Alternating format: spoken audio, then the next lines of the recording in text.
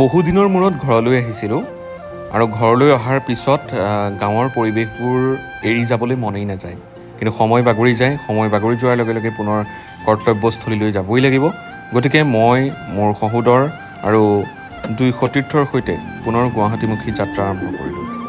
আৰু অলপ দূৰ যোৱাৰ পিছতেই এগৰাকী যাত্ৰীৰ যি ধৰণে ভাল লাগে, সেই ভাল লগা পৰিৱেশ এটা পালোঁ। কাৰণ বৰষুণ, কিনকিনীয়া বৰষুণ জাকে এই যাত্ৰাৰ মাদকতাটো আৰু অলপ সুন্দৰতা আনি দিলে।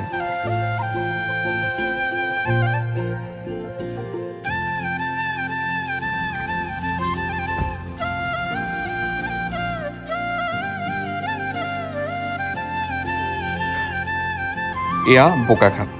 বোকাখাটৰ গজৰাজ হোটেলত সোমালোঁ। গজৰাজ হোটেলত এয়া কলপাতত দিয়া পুৰিৰ সোৱাদ ল'লোঁ।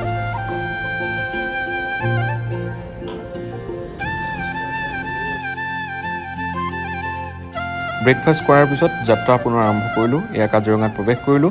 কাজিৰঙাত প্ৰৱেশ কৰাৰ পিছতেই আমি প্ৰত্যেকগৰাকী যাত্ৰীৰ দৰে আমাৰো কিছু বিশ্বাস আছে।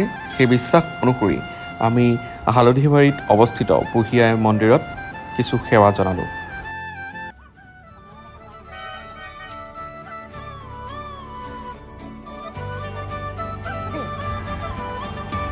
আৰু এনেধৰণে আমি পুনৰ যাত্ৰা আৰম্ভ কৰিলোঁ। এই সময়ছোৱাৰ যিসমূহ সেউজীয়া প্ৰকৃতিৰ বিনন্দীয়া পৰিৱেশ, এই পৰিৱেশবোৰ আচলতে যথেষ্ট ভাল লগা। যথেষ্ট দূৰৰ পথ, গতিকে আমাৰ ভোকো লাগিছে। এয়া নেলিৰ সমীপতে থকা দেউতা নামৰ হোটেলখনত সোমালোঁ। দেউতা নামৰ হোটেলখনত সোমাই আমি পেট পূজা কৰি পুনৰ গুৱাহাটীলৈ অভিমুখী হ'লোঁ আৰু এয়া গুৱাহাটী পালোঁহি। গুৱাহাটী পাওঁতে পাওঁতে আমাৰ আটাইৰে অৱস্থা ভাগৰুৱা।